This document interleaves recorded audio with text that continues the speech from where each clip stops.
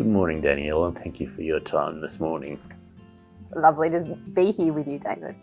What do you like about your job as CEO of your side?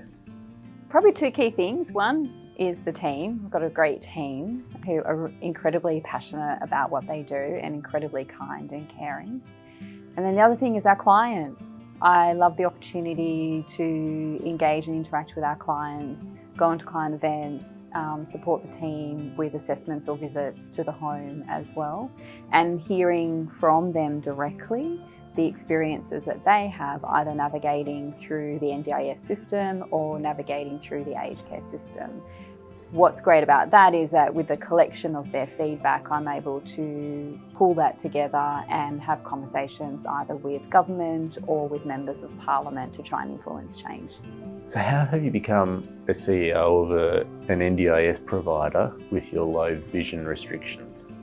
I've had my low vision my entire life. I was born with it and found out when I was 2, and probably one of the great things is that my parents never really made a big deal about my eyesight and how it impacts my life.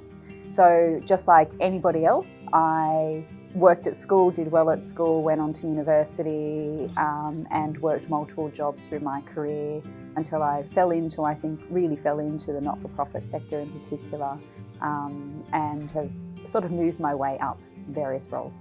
What are some of the day-to-day challenges you face in your role because of that low vision? In order for me to be able to do my job, I use accessible equipment. You can see in my office, my monitor is enormous, and I have certain settings on all of my IT equipment. I use a lot of dark mode, I use a lot of magnifying technology so that I can read things.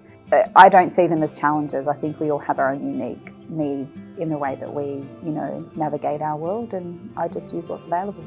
What assistance and flexibility do you need in the workplace to cater for that low vision? One of the great things is working with a team who are really open to understanding and listening and learning about my needs.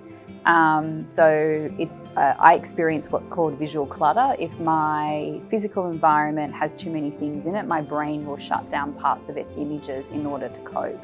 So it's actually really important that there is not clutter in my physical space. Things have a spot, they're put back where they're meant to go, because then I can either see it or I rely very heavily on my visual memory to know where to go to get something or to access something. Thanks for joining us today. Lovely to be here. Thanks for having me, Sarah. What do you think about the NDIS now? That's a really great question. I think the NDIS is an amazing social program as a concept. It's increased the number of people with disability being able to access supports and services. But there are areas where the NDIS today really does need some improvement. Areas such as access and navigation, simplicity in its processes as well, and also making sure that the program stays in line with its initial intent. How do you think the NDIS could improve? First and foremost, I think there is opportunity for the NDIS to improve by speaking and working with people with disability, having their voice heard in the design, or at least the co-design of the program, and building a plan from there. I think rather than have me say this is what I think the NDIS can do to improve, I think the most important thing to do is to speak with people with disability who currently use the services and have them guide the improvements. What changes would you implement if you were in charge of the NDIS?